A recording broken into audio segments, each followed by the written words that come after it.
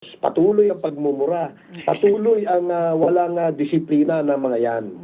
Di ba? Alam mo, So kung kayo ang hirap nga na ay ano kaisa yun. ng komite, Oo, kung oo. kayo po ay kaisa ng komite, kami po ay nag-iimbita sa inyo na magbigay din ng inyong opinion. No? Kalabisan na mga kasama nyo dyan. Hindi pa ako nakakapag-umpisa kong. Dahil aminado naman kayo, kalabisan din yung ginagawa ng ibang kasama nyo dyan. Kalabisan. The same way as, we would want people to respect us, ganun din sana yung ginagawad nating respeto sa ating kapwa. Yung ibang kasama nyo talaga, arguably talagang they cross the line, sa mga pagtrato po nila sa mga resource person. Dadagan Balita News Update. At sa amin, nakapag-harvest na kami. Kakatanim lang eh. So, hindi, buti na lang yung timing, hindi yung bago aanin, nakapag-ani na tayo. So, kung yung season na susunod, okay. It's, there's a, 5,000 pesos. Ang ganda mo hindi pa akong bangang. 5,000 pesos. Should I say milyonaryo? Sama-sama tayo. Babago. Para maging milyonaryo.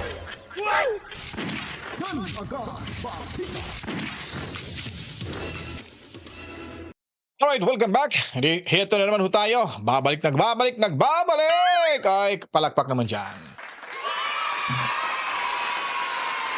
Bueno, mga kabaitan. Ito medyo maganda yung pag-uusapan ho natin. Anyways, yung picture na yan, makikita nyo dyan sa screen ho natin, ay patutsada ho yan ni Mayor Alice Go laban ho kay Riza Hontiveros Cabalitan. Pag-uusapan ho natin yan mamaya. At yung si Robert Barbers ay talagang tinapat ho ni Ali Soto. Nakatikim mo siya ng malambot na mamon. Sa kanyang sinasabi ho na medyo matigas rin laban ho sa mga DDS, mga kabalitaan. Kasi niyaya na dyan si Ali Soto para ho sa pagdinig sa temang freedom of expression, mga kabalitaan. Patungkol ho ito sa DDS vloggers. Nako, ewan ko lang, anong masasabi niyo dito, mga kabalitaan? Well, bago pa ho tayo magsimula, huwag kalimutan, meron ho tayong, magkano ba? Ilan? 42,292 subscribers. So sana po, makabot ho tayo ng 50,000 bago ho yung halalan at 100,000 bago matapos ang taong 2025, mga kabalitaan. Mag-subscribe na po sa hindi pa po nakapag-subscribe. Sa wala pa po, at pindutin nyo po yung notification bell, comment, like, at i-share ang video. At tuloy-tuloy lang ho sa panonood. Huwag nyo pong skip yung ads natin dahil yan po ay nakakatulong sa inyong lingkod, mga kabalitaan.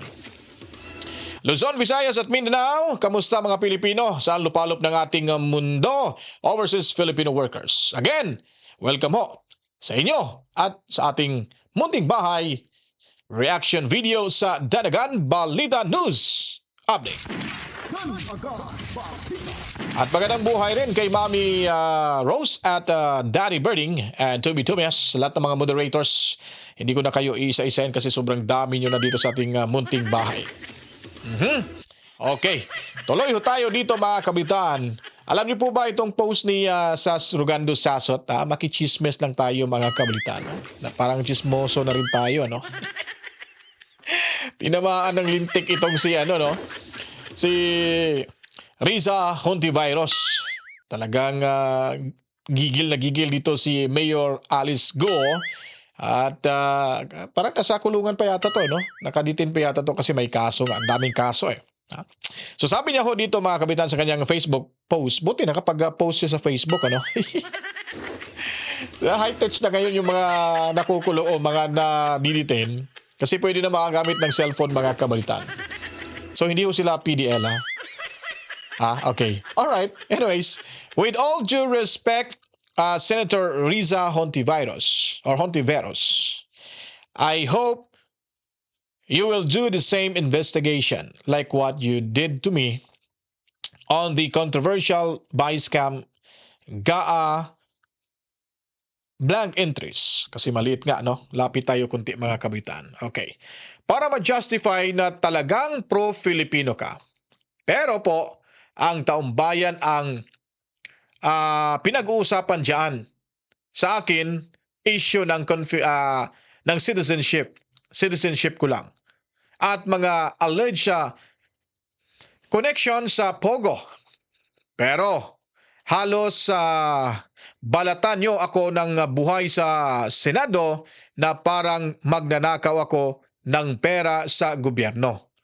Ngayon nyo po ipapakita ang tapang nyo at patunayang hindi kayo kasabwat ng gobyerno ni BBM sa maanumalyang pagnanakaw sa kaban ng bayan. Talagang diretsahan nagsasalita itong si Alice Go, mga kabalitan. Lintik na walang ganti ito, mga kabalitan, no? Talagang nabuwisit si Alice Go dito eh. Wala ho siyang kalaban-laban kasi pinagtutulungan na parang si Inday Sara Duterte. Mahilig silang mahilig silang mga mga babae. Napakahilig ko nila talaga. Now, sana ba tayo? Okay. Karapatan ng bawat Pilipino na malaman ang katotohanan dahil ninanakaw nila. Manindigan po kayo sa kasinungalingan. Di ba po sa inyo na naggaling, galit kayo sa sinungaling. Tapos may pinoso siyang picture beside dyan sa kanyang comment, may picture na wala akong nakita Hondivirus says on a blank entries. So isa, hindi ko na mabasa, sobrang liit na mga kabalitaan. Nakaganti ho si Alice Go kahit paano, kahit nakakulong po ito ay nakapag-post pa ho sa kanyang Facebook account, mga kabalitaan. Ganun ho talaga ang Pilipinas, di po ba? Anyway, maghintay lang ho kayo, Ma'am Alice Go. Napakaganda pa naman, Ma'am Alice, no? Tapos dalaga pa, mga kabalitaan. Pupuntahan ko kaya yan sa kulungan. Magpapakilala kaya ako sa kanya, Ma'am. Ako po si Mr. Dan. Bigyan nyo lang po ako ng permiso. Ay talagang halukain ubi natin yan dyan sila sa Senado. Pero walang kapalit na bayad, ha? Diskarte lang yan para makakita ni Ma'am Alice Go. Napakaganda. Tsaka parang Pilipino talaga. Kasi pag nagsalita, dire-diretso, no? Kaso lang yung mukha kasi niya, Chinese kasi. Kaya hanggang ngayon, hindi pa yata na sintensyahan. Wala pang hustisya yatang lumabas. No? Iba kakalyado to ni Tatay Digong Duterte kaya inaabol-abol. Kasi nga, yung Pogo dati kasi, gusto ho si Tatay Digong yan kasi nakakatulong. Ilang milyon ho yung naibibigay na tulong sa bansa. Yung tax ho nila, mga kabaitaan. Pero kasi, yung Pogong tinutukoy ho natin, yun po ang legal na Pogo. Kaso meron lang sumasakay na kuno under ho sila sa ganitong corporation, kaya gumawa ho sila ng sariling Pogo, hanggang nagkaalaman na ho na medyo nagkasakitan na, yun pala ay human trafficking na pala, ang ririkot ho silang ng Chinese national mula sa kanilang bansa, dadalhin sa Pilipinas, tapos undocumented na, kasi nga paso na nga yung permit, hanggang doon na ho patitirahin sa building kung saan sila nagtatrabaho. Kumbaga, stay in sila kumbaga. Tapos tinutorture. Hanggang nagkadamayan na ho, damay-damay na lahat, pati yung Pogo na lisensyado na under ho ng PAGCOR ay tinanggal na ho ni Bongit, mga kabalitaan. So, yun ay isa sa paghihiganti ni Bongit. Kasi dinama yung lisensyadong Pogo ni Tatay Digong Duterte kung saan siya ay pinahintulutan ho makapag-operate dito sa ating bansa. Grabe, no? Talagang risbaka na, mga kabalitaan. Pero talking about risbakan, ito ang risbak din ni Ma'am Alice Soto sa programa niyang ASPN. Ano sa palagay nyo? Yun pala yung meaning ng ASPN, mga kabalitaan. Talagang diretsahan niya po, na wala hong pakundangan na diretso, as in, walang preno. Sabi pa naman niya, mga kabalitaan dito, bibigyan ko lang po kayo ng idea na sabi na, ma'am, para para mabigyan nyo kami, karagdagang ma-educate nyo po kami, may magkaroon ng information, dapat pumunta ho kayo, bisita ho kayo doon para kayo naman makapagbigay ng karagdagang informasyon. Wow! Biglang sumagot si Alice Soto. Kung wag na, hindi pa ako nakapagsimula. wag na kong, sabay ganun sa kamay nyo, wag na kong, kalabisan yung ginagawa ni Jan sa yung kasamahan nyo sa kamera. Napatawa si Kong, tapos sinabihan pa ni Ali Soto, dapat sana yung information dissemination sana, yung tuturuan yung mga vloggers magbigay ng sapat na impormasyon. Hindi yung ganyang pamamaraan na gano'n parang doon siya, namati siya na checkmate siya ni Soto At magaling din naman to si Barbers dahil marunong ding lumusot marunong lumusot. Pero sa akin magaling naman talaga to si Barbers. Kaya nga nung pagdinig kay Tatay Digong dito, Duterte, pinuri ko pa nga siya Sabi ko, talagang mahihirapan talaga dito si Robert si Ace Barbers. Mahihirapan talaga siya dito mga kabalitaan.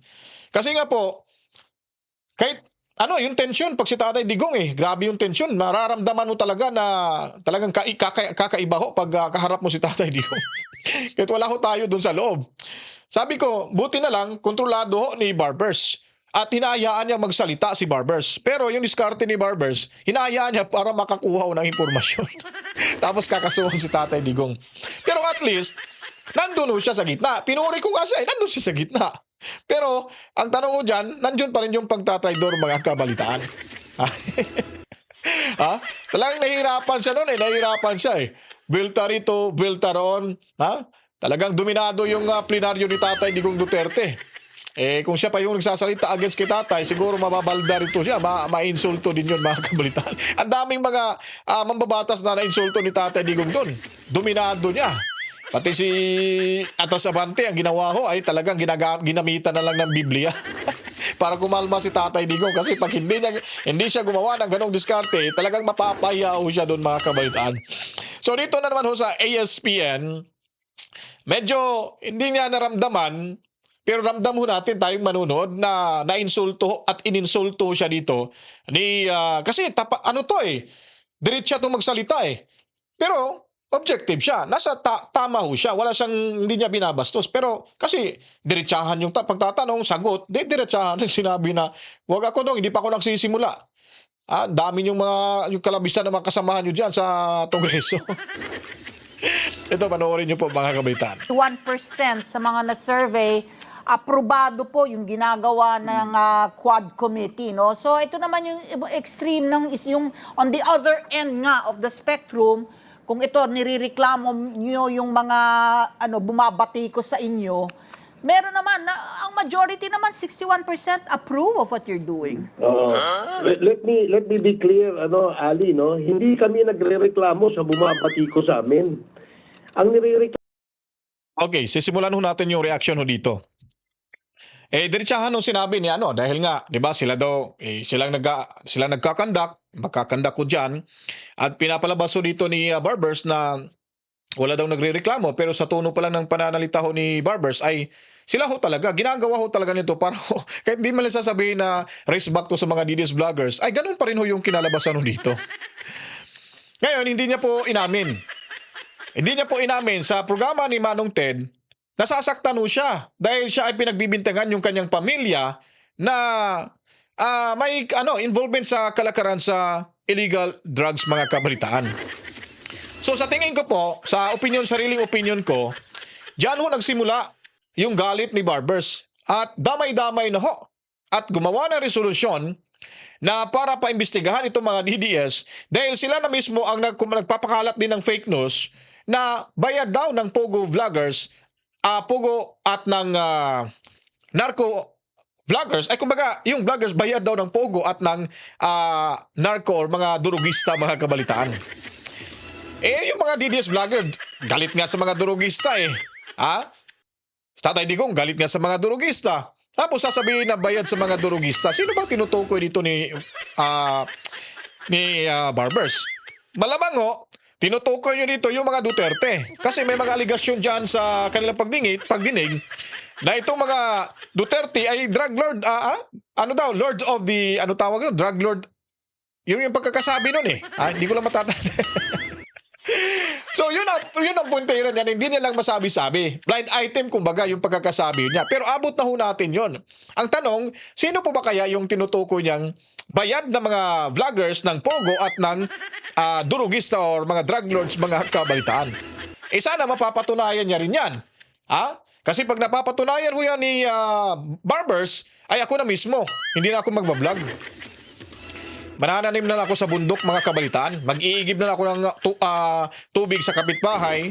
O di kaya tagahugas na lang ako ng pinggan sa karinderya.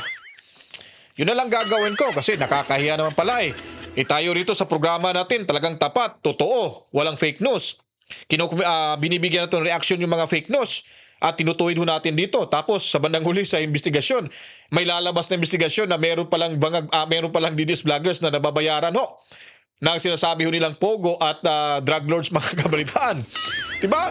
Nakakahiya sa part 2 natin, although hindi tayo affiliated sa kanila, wala tayong affiliation sa kanila, independente ho tayo, pero masakit kasi pinoproteksyonan ho natin at pinopromote ho natin yung mga Duterte, mga kabalitaan. So kung prinsipyo pag-uusapan, meron ho tayo niyan. Siyempre kahihiyan ho natin yan kung sasabihin napapatunayan. Dapat lang mapatunayan dyan sa kamera. Kung may mga DDS vlogger na nababayaran ng mga durugista at ng pogo, mga kabalitaan. Di po ba?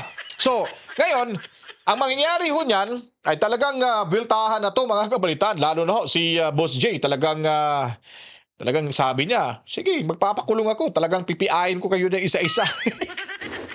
At napakalaking mama yung, bouncer yun. Malaki pa yan ni JJ Suarez at saka ni Ortega eh. Siguro Ortega Suarez versus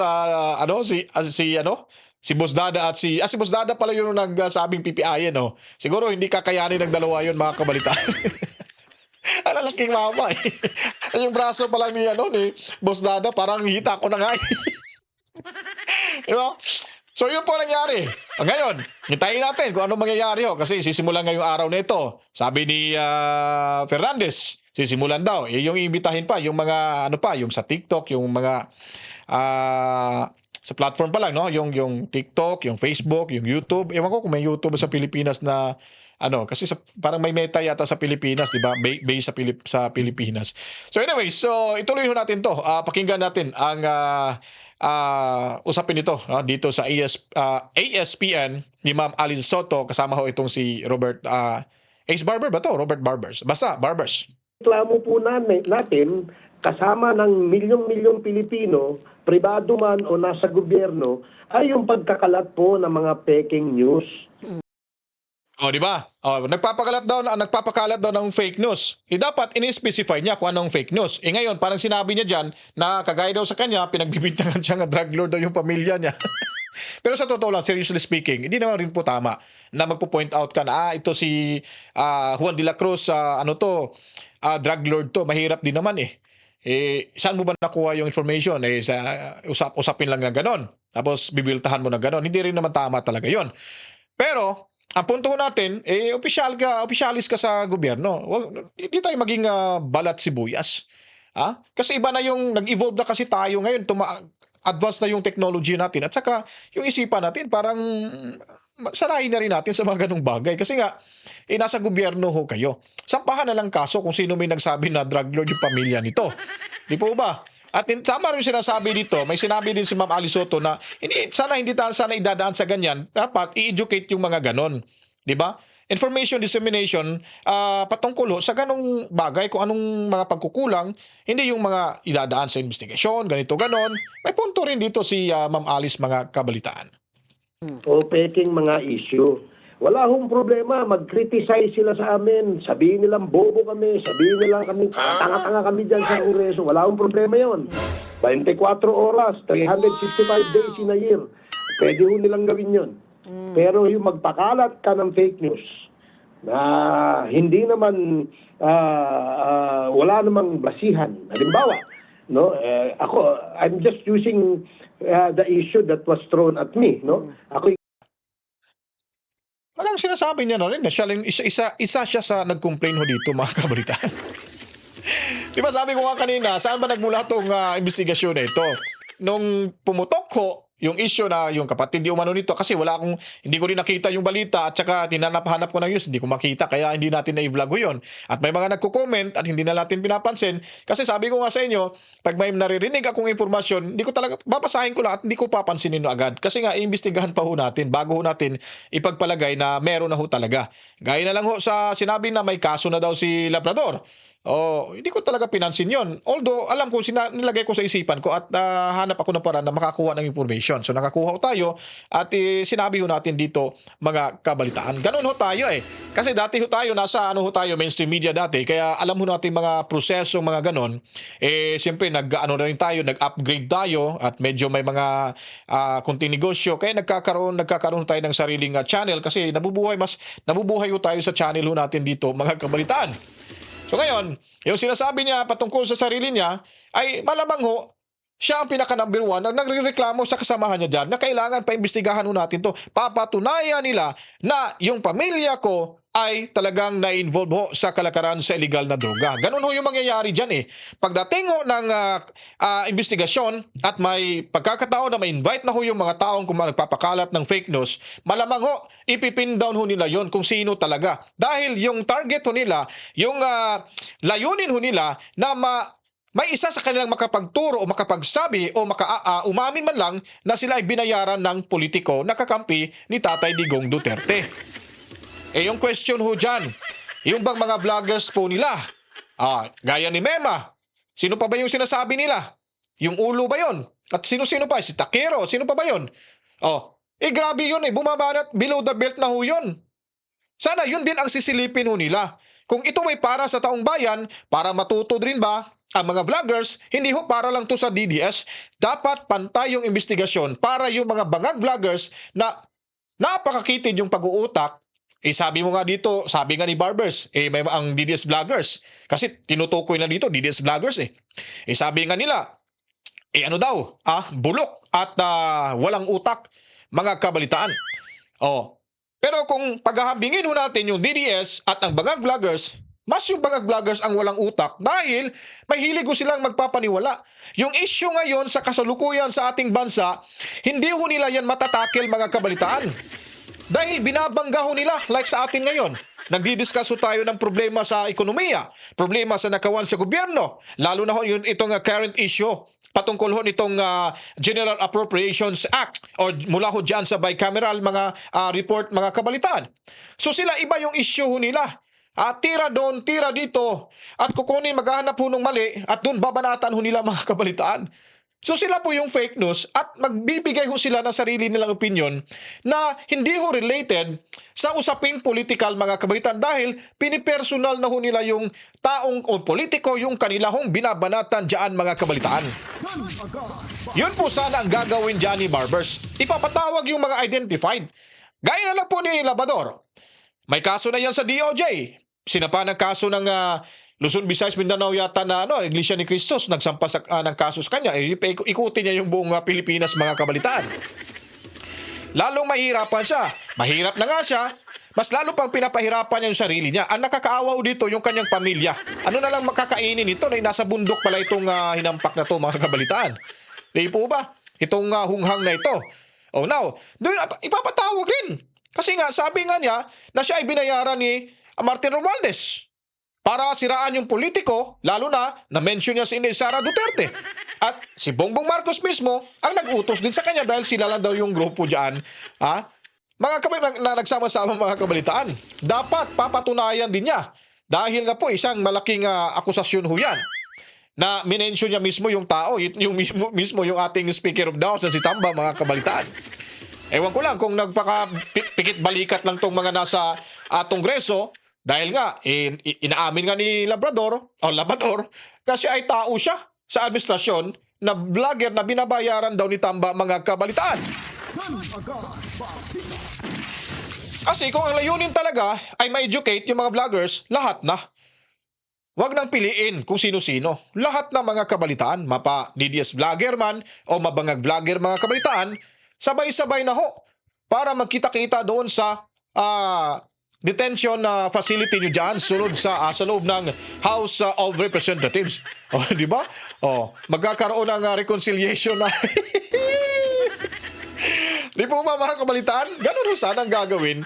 Sana sa pagdinig na ito. Tinawag na drug lord, no? Oo. Tayong dalawa lang naman nag-uusap, Ali at si Pat, no? Tatlo lang naman tayo. Oh. Gusto ko sana kayong tanungin, kayo ba'y naniniwala na ako'y drug lord? Oo. So alam mo Diba? kami, kasi nga, Napakasimple. alam mo ho pag kaming- ano din, Wala po kaming hinahabol. Oo. Wala po kaming attempt to curtail the freedom of expression and freedom of speech. Bagkus, gusto pa namin palakasin ito. Pero dapat po meron pong responsableng pagpapahayag, no? Meron pong ika nga disiplina sa atin. Huwag po natin ituro sa mga kabataan yung mga pagmumura, pambabastos, dahil alam po natin yung mga anak at mga apo natin ay meron pong access sa social media. Ngayon, kung kayo ipapayag na matuto sila ng mga pagmumura at pagkakalat ng fake news, doon ho natin ipakita dyan sa hearing na yan.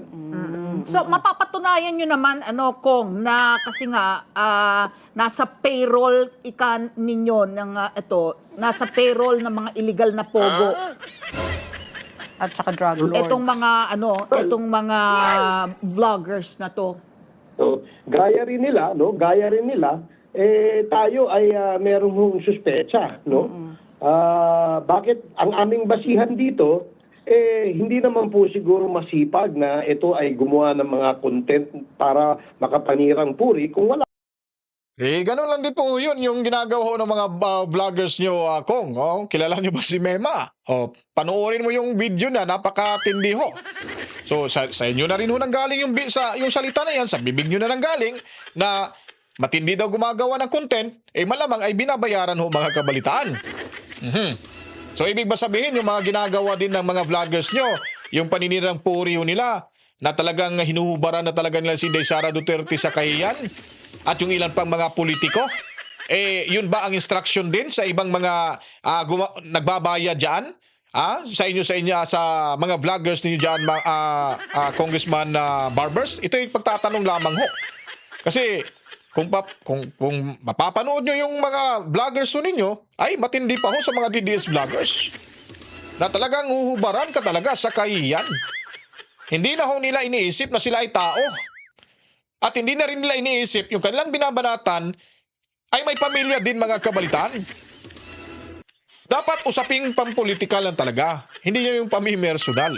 Mas ang matindi ho dyan yung mga bangag vloggers ninyo na grabe yung pamimersonal ho. Congressman Barbers. Dapat maging transparent ka rin dito at dapat rin naman na ikaw ay usigin mo rin at i-invite mo rin yung mga, ewan ko, kung kasama ka ba dito sa sinasabing binabayaran sila ni Tamba, kung may idea ka ba nito, dapat imbestigahin rin yung mga ganyang klaseng tao, mga kabalitaan. Di po ba? Para pantay-pantay. Kung gusto mo naman, kung talagang investigasyon ito ay para ho sa bayan ni Juan, lahat din na yan. wala pong nasa likuran nila o nagbabayad sa kanila. No, ako hindi ko naman nilalahat, no. Ali, marami po tayo Maganda yung tanong ni Ma'am Ali Soto. Sabi niya, mapapatunayan mo ba yan kung nasa payroll yan, yung mga vloggers na tinutukoy mo na may nadatanggap? Mapapatunayan mo ba yan? Di pares lang naman kami, nagsususpitsa rin kami. Mahilig lagi sa suspetsa itong si Uncle Barbers, mga kabalitaan. Huwag kasi magsuspetsa kasi. At saka, tama ho yung sinasabi dito ni Ma'am Soto na kalabisan yung ginagawa ho ng kasamaan. Sana kung para hindi rin kayo babanatan talaga ng mga ibang vloggers na babastusin na kayo, sana sawayin mo rin yung mga kasama mo dyan. Sino bang mga bastuso dyan? Sino bang napakatindihong mang-curse ng mga, manghusga ng mga resource person nyo? Di po ba? Sino ba? Si Abante. Sino pa ba? Akop. Halos lahat kayo dyan. Si Fernandez, si Paduano, sino pa? Basta minsan si Dong Gonzales, nakaupo lang talaga yan, nakaano lang yan pero minsan lang nagsasalita yan. Mas medyo maluwag-luwag pa yan. Sa mga nabanggit natin mga kabalitaan, si JJ Suarez, ang laking mama, ang liit ng boses. Tapos sisigaw-sigaw pag nagsalita. Para marinig siguro yung boses kasi maliit nga. Oh, tapos antindi rin makapag-judge sa resource person mga kabalitaan. Oh. Di po ba? So, sana maging pantay. Kasi tao rin tayo parehas eh. Tama yung sinabi ni Alice Soto na kung maayos na kayong magdala ng investigasyon nyo dyan, re-respetuhin talaga ho kayo. Ng ilang tao na hindi ho nyo kaalyado. Re-respetuhin talaga kayo dyan. Kasi, ikaw yung nagdadala sa investigasyon nung mga nagdaang araw, buwan, dapat nakita mo yun yung lapses din ng mga kasamahan mo. Wala ka namang problema kasi ikaw yung nag-preside dyan eh. Control mo lahat yung sinong gusto mong pasalitain, sinong gustong susunod magsalita. Ang problema nga lang, yung mga nagsasalitang kasamahan mo dyan, talagang kalabisan. Tama ho yung sinasabi ni Ma'am Ali Soto, Congressman Barbers. Magaling, matatalino, at mga responsableng mga vloggers. No? Nakakalungkot lang ay meron pong nakakasingit dahil nga po walang regulasyon, wala hong limitasyon, may nakakasingit na mga bugok dyan. No? Just like the perfect analogy of a basket full of eggs, meron pong mga bulok. No, yung mga wala hong utak, yung wala hong ginawa kundi gumawa lang ng pera. Meron nga dyan dating TV anchor hindi ko alam, laos na siguro, wala hong ginawa ito, kundi sumakay sa issue para magkaroon ng content. No? Siguro nababayaran yung kanyang mga content. Pero nakakalimutan niya siguro kung ano yung sinasabing responsible journalism. Nakakalimutan niya siguro yung sinasabing truth in journalism. Diba? Sinabihan yung mga DDS, meron mga dyan nagbigay pa ng halimbawa. Yung tray full of eggs daw, na may mga, sa Bisaya pa, bugok or bulok, at yung walang mga utak na mga vloggers.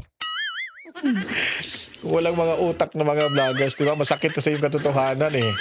Diba? Pag babatikos ka, talagang ikaw kung hindi talaga yung paniniwala mo hindi buo talaga na alam naman ho natin na pag nasa gobyerno ho tayo ay talaga tayo, subject to criticism talaga mga kabalita, may mag-criticize talaga sa iyo. Kailangan lamunin mo 'yon kasi part 'yan sa trabaho. Magsampa na lang kasi sana ng kaso, wag nang idama yung iba. Kasi may mga vloggers na objective naman although may mga komentary, may mga reaksyon, pero diretso pa rin ho sa layunin at sa punto na pinag-uusapan kung ano man 'yon ang dapat pag-usapan mga kabalitan. Di ba? So, tuloy ho natin to para mas maganda ho panoorin na marinig ho natin yung sinasabi ko kanina kay Alice Soto. So, diretso na ho tayo dito mga kabalitan. No? So, dapat Nag-iba na kasi kung remind ulit ito mga nag-iba na talaga ang landscape dahil sa sa social media, no? Yeah, Yung, because of the social media. I was going to ask nga, are you going to go as far as like what they call this, banning? Like, di ba ang Meta, nagsabi na sila, wala na, tatanggalin na nila yung pag-vet na yan. Di ba? Yun ang kinakatakutan ng mga nasa Amerika. Hindi naman siguro kami aabot sa ganon dahil nga ang amin lamang layunin ay magkaroon ng disiplina, magkaroon ng regulasyon, magkaroon ng pamantayan, no? Itong mga pagbablog. Kasi for all we know, baka bukas, kung wala na ho akong trabaho, baka mag-vlogging na rin ho ako.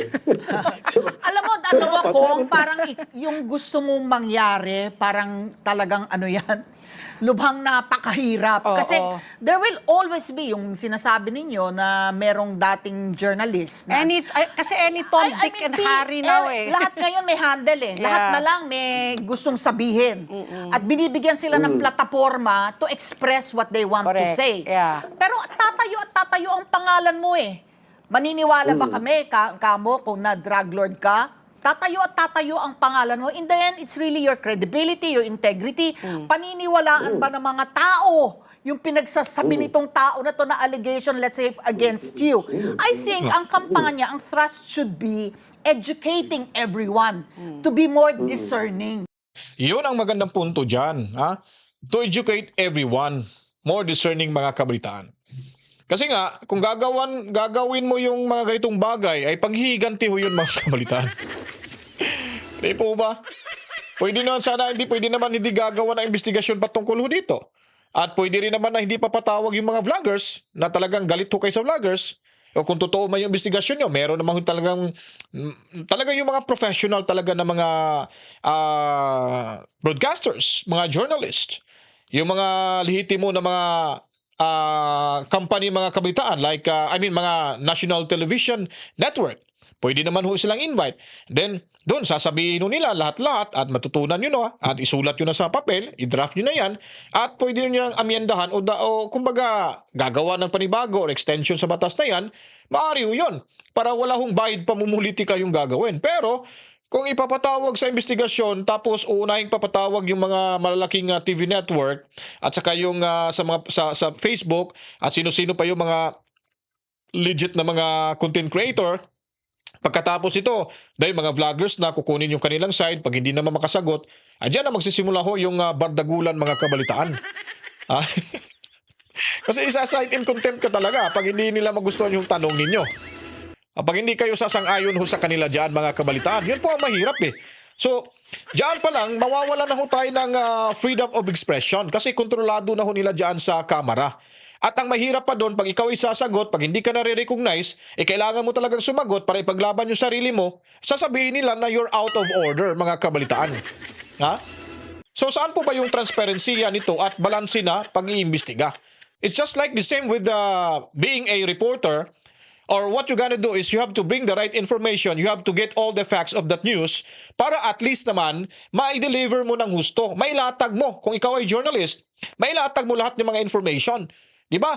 At ibibigay mo yung reaction. Kung ikaw naman ay nababahagi sa isang pamantalaan na isang kolumnista, o isulat mo doon, lahat sasabihin mo, parang ganun no. Pero, pagdating na ho dyan sa camera, sigurado ho, wala na ho talagang, wala na talagang pantay-pantay ho dyan, mga kabaitan. Lalo na, pag dumating na yung mga vloggers ho dyan. Meron na silang tinatawag na power of the purse, mga kabalitan. Pwedeng gamitin ho nila yan. Pero dapat, kung may maliman sa mga vloggers, dapat sila ang magiging ehemplo. I-correct ko nila. Kasi nga ang gagawin nila, baka pag-iinitan, mas lalong lalaki yung problema. Di po ba? Sila yung, sabihin na lang natin, sila yung ama. Kasi sila yung mambabatas, tayo yung mga anak na sumusunod sa batas na ginagawa nila, dapat tuturuan naman nila tayo ng tama.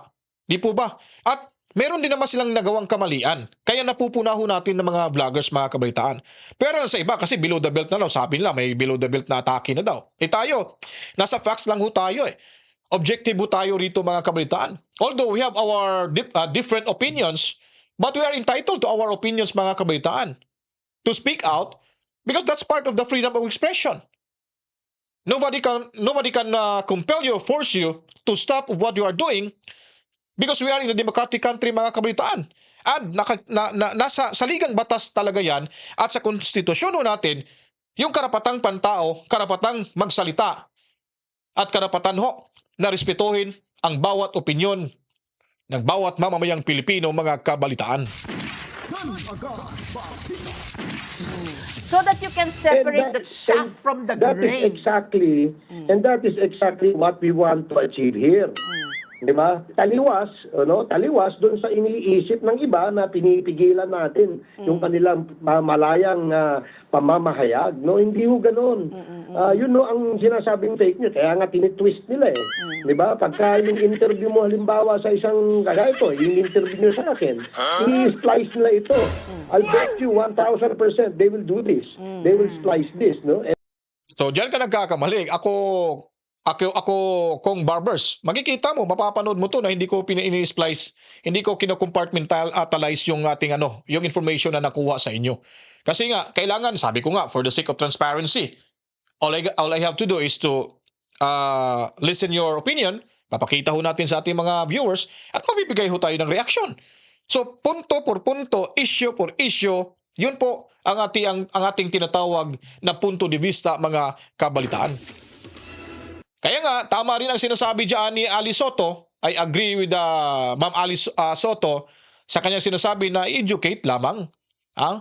Not through with this kind of investigation. Kasi talagang mamumroblema ho tayo dyan. Alam niyo naman po, kung ang DDS lang yung iimbestigahan dyan, ay napaka-unfair. Dapat yung mga bangag vloggers, para to be fair lang po. For the sake na lang po sa transparensiya sa ating bansa. at for the sake na lang sa ating bayan. Kasi nga, the more na pag-iinitan, mag-away-away tayo sa mundong ibabaw, dito sa ating bansa, ay the more na hindi natin makakamtan ang hustisya ng kapayapaan, mga kabalitaan.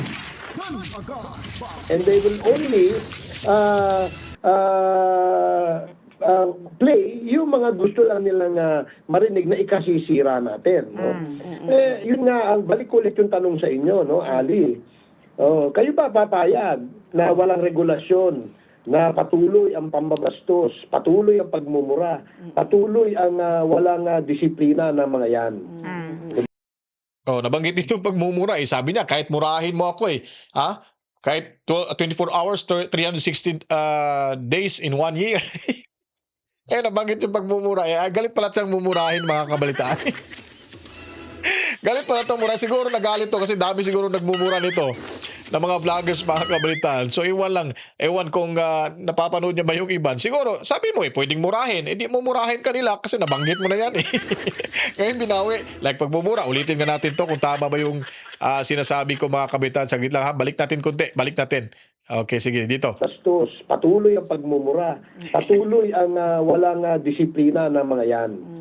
Diba? Alam mo, Kung kayo ang hirap nga na ay ano kaisa yun. ng komite, kung kayo po ay kaisa ng komite, kami po ay nag-iimbita sa inyo na magbigay din ng inyong opinion sa aming susunod na hearing tungkol dito. Bigyan Alam nyo niyo kami pala- ng guidelines, bigyan nyo kami ng ideya kung paano natin magkakaroon ng disiplina para pare-parehas po tayo makinabang. Hindi yung kayo lang o kami lang. Wala akong ganun. Ito ay para sa bansa. Sana makadalo kayo sa aming pagdinig na sa ganun makapagbigay din po kayo ng inyong opinion at Ay idea naku, wag para mo ako ma-improve. papupuntahin kong wag, dahil marami akong masasabi na mga kalabisan, na mga kasama nyo dyan. Hindi pa ako nakakapag-umpisa kong. Dahil aminado naman kayo, kalabisan din yung ginagawa ng ibang kasama nyo dyan. Kalabisan. Well, I will guarantee you na dahil Di ba? Talagang nagpalabas talaga ng hindi lang yung mga vloggers ang nagpalabas ng sama ng loob. Pati nga pala napansin nga pala ni Ma'am Ali Soto yung mga kalabisang ginagawa ho ng ibang kongreso diyan, mga kabaitaan, yung mga kongresista diyan, di ba? Ito dinadaan na lang sa tawa ni Kung Barbers. Dahil nga po ay talagang hindi siguro niya inaasahan na makapagsalita si Ali Soto diyan. Okay, dinadaan na lang ho sa tao. So, hindi ho talaga masisisi yung taong bayan na babatikusin at saka normal ho yan sa hanap buhay ng mga nasa gobyerno ho. Kaya, ito lang po talaga yung masasabi ko. Kung ayaw nyo talagang mapuna, ayaw nyo mabatikos, di bumabaho kayo sa pwesto ho ninyo. Kasi huwag lang ho kayong magbalat sibuyas. Kasi kung sa part ko rin naman ay ako isang bilang opisyal ng gobyerno, ay normal huyang babatikusin ho tayo kung may makikita ho silang mali, mga kabalitaan. Dahil sa totoo rin naman, this is just only my opinion, mga kabalitaan, nakikita na natin na wala injustice dyan sa kamera. Mantakin nyo po, general, ibinuhis lang buhay, magserbisyo sa bansa para ho matulungan yung bansa natin lalo na sa peace and order, yung sa security natin. Mga kasundaluhan, may mga ranggo pa. Pagpadating dyan sa kamera, babasusin kahit ano nung sasabihin. Lalo na si Abante, naawa ako kay General Wilkins, sinabihan, ba't ganyan yung mukha mo? Tingnan mo nga yung mukha mo. Galit ka pa? Diba parang ganun ba? Pagsasabihan ka ng ganun, retired general, sasabihan mo, ano ka lang, pastor ka lang, kongresista ka lang. Tapos ganun ka magsalita, hinalal ka lang ng ilang libo. Okay sana kung senador ka kasi buong bansa yung bumoto, halos karamihan ng mga mamamayan ang bumoto sa iyo. Tapos ganunin mo lang pag babastusin yung retired general. Hindi mo pa alam yung experience noon. Di ba? At kapalit ng trabaho nila ay talagang yung buhay nila. Tapos ganunin mo na lang, nawawalan ka na ng respeto. Porkit nakaupo ka dyan, porkit nagkakampihan kayo dyan lahat, walang mamumuna sa iyo, gaganunin mo lang yung tao. Kaya, yun ang isa sa dahilan na sinabi ni Ma'am Ali Soto na kalabisan akong ginagawa. Malamang ang pinagsasabihan nito or ang punto ni Ma'am Ali Soto nito, tinutukoy niya siguro itong si Akop Hindi ko naman sinasabi yung sinabi ni Ma'am Ali. Ang akin lang kasi sila ho, grabe yung kalabisan ho nila dyan. Si Soto, si Barbers, si Abante, si Fernandez, si Acop, Suarez, si Contempt, Honorable, Paduano.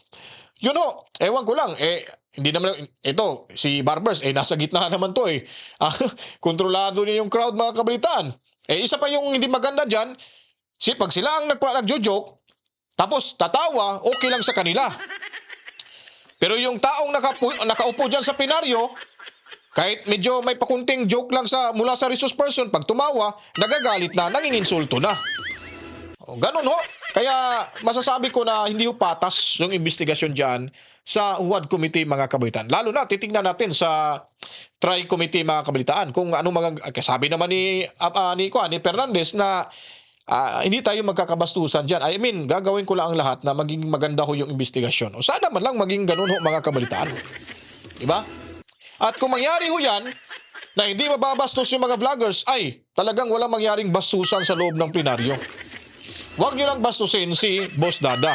Kasi sabi ni Boss Dada sa unang vlog niya, pag hindi kayo nakinig at hindi nyo siya papaniwalaan sa sinasabi niya at incite in contempt nyo si Boss Dada, mga kabalitaan ng Banateros SMNI, iisa-isahin kayong pagpipiayon niya. PI kayo. Grabe naman to si Boss Dada. Walang takot. Sabi ko nga kanina, ang laki ng braso no, parang hita ko na So yun po, tuloy tayo dito kay Kong Barbers. Ito po ay isang pagtalakay ng isyong may national importance at para po sa atin to at para po sa ating bayan, kailangan namin ng mga opinion mula po sa mga experts kagaya ninyo. No? Pagdating sa journalism, pagdating sa experience, kailangan po natin yan. Dahil kami po, hanggang paggawa lang ho kami ng batas, kami po ay dapat giyahan o gabayan nitong mga expert dito sa industriya. Lumabas yung pagkabisaya ni Boss ni Kong Barbers, giyahan. Alam niyo pong giya, mga kabalitan? Yung i-guide by guide. May gagabay ho. Giyahan ho yun. Giya, kumbaga. Malabas yung pagkabisaya. Ang hirap talaga pag Bisaya ang mga kabalitan. Sa totoo lang, bira lang ho lahat ng mga Bisaya makapagsalita ng Tagalog ho. Lalo na pag hindi sanay. Kung hindi ka nakapunta ng Maynila, hindi ka kasi nga, yung Tagalog yung Tagalog na language yun natin, sa paaralan natin, hindi naman masyadong ginagamit yan Kaya hirap po. Kahit yung pagbigkas ng mga letra, hindi nga tama Kahit letra, hindi tama nga Kaya pagdating doon sa Maynila, pag nagsasalita na yung mga Bisaya, parang Bisaya yung tono at titigas pa ng dila, mga kabalitan. So, pumunta ako ng Maynila, nanibago ako, talaga namang nagsalita ako tigas talaga ng dila ko, mga kabalitan. Minsan talaga na nagkakamali rin Hanggang nasanay na rin yung pagsalita ko ng Tagalog, hindi ko naman talaga nakuha sa pag-aaral ko hindi ko nakukuha ko doon sa araw-araw na komunikasyon doon sa dito sa Maynila, na kung saan po ay Tagalog speaking sila yung ginagamit doon doon dito, mga kabalitan. Kahit nga punta ka ng sa Pampanga, Tagalog din sila doon. May sarili silang dialekto yung Kapampangan Panggalatok yung tawag sa mga tao doon. Iba yung dialekto nila.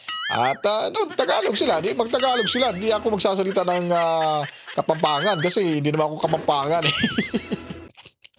Gano'n, no? Diyan, shout out ko nga pala diyan sa Pandakaki, Pampanga, no?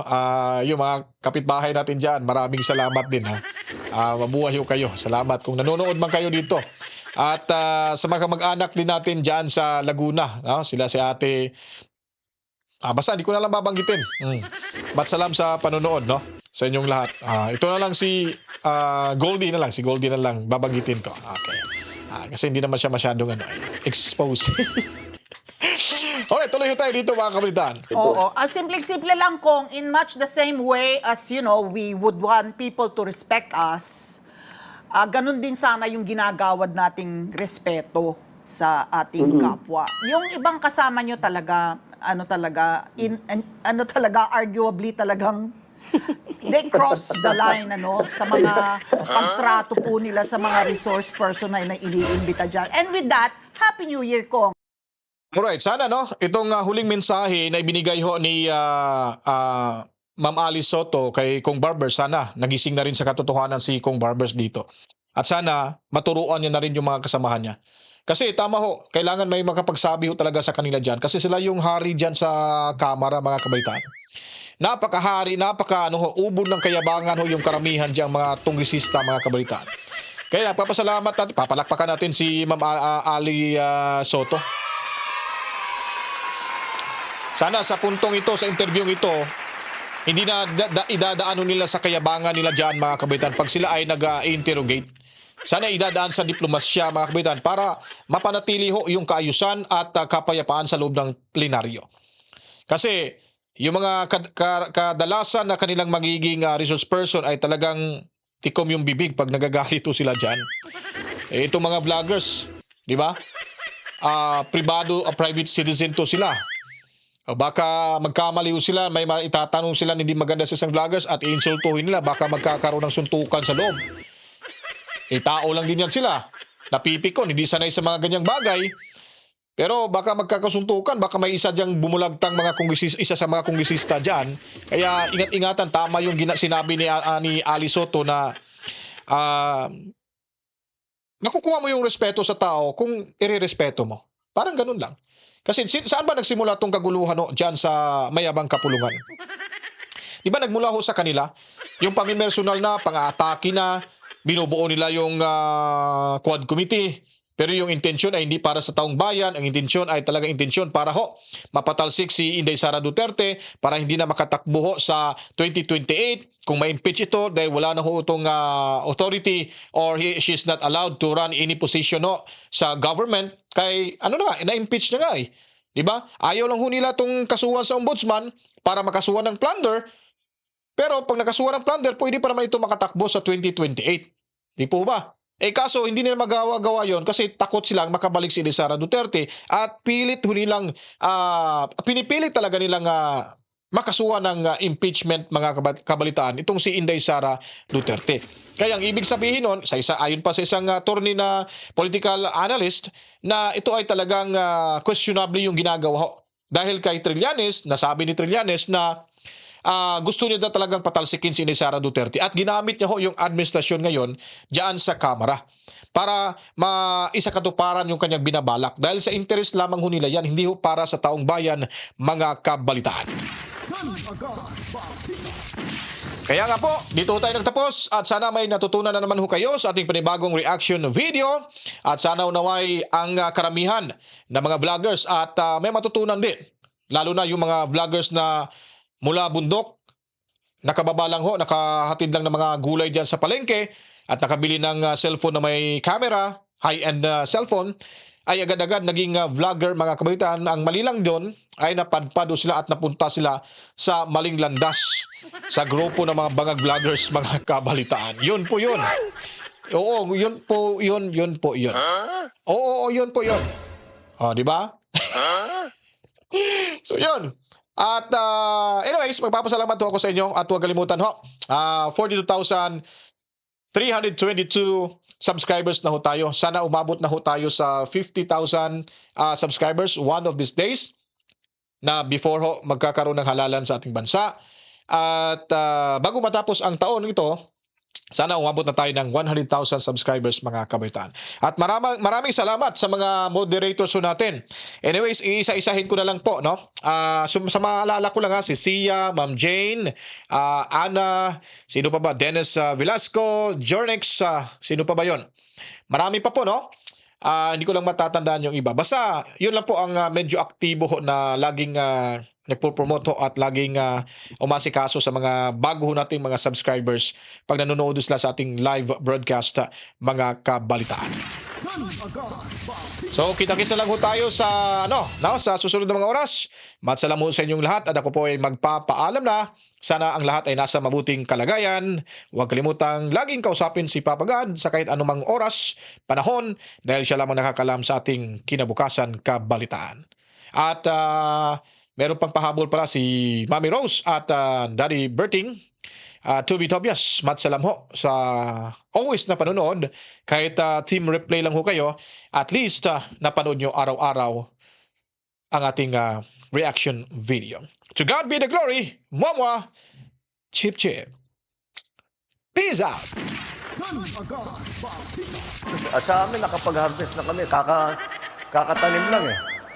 So, hindi, buti na lang yung timing, hindi yung bago aani, nakapag-ani na tayo. So, kung yung season na susunod, okay. It's, there's a, hindi, 5,000 pesos. Ang ganda mo today. Hindi, bakong banal. 5,000 pesos. Should I say milyonaryo? Sama-sama tayo. Babae. Para maging milyonaryo.